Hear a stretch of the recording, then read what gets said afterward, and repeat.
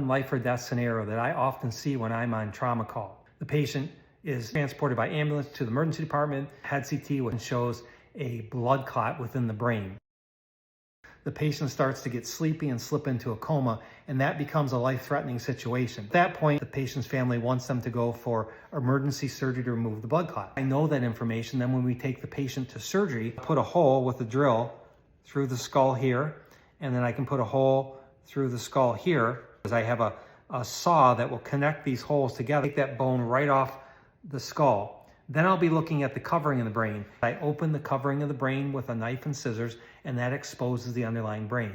And often the brain will look hemorrhagic. It'll be bloody colored, kind of purplish red, and it's swollen, so it swells out at you.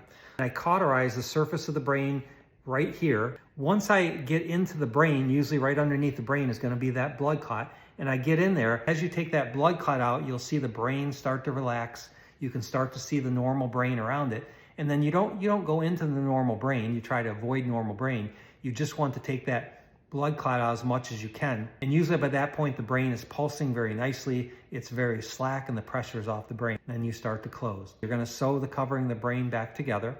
And then I put that bone right back on the skull right here. And we have little plates and screws that we put on that secure the skull there. We sew the chewing muscle back together, and then I sew the scalp back together, and we put a bandage on it.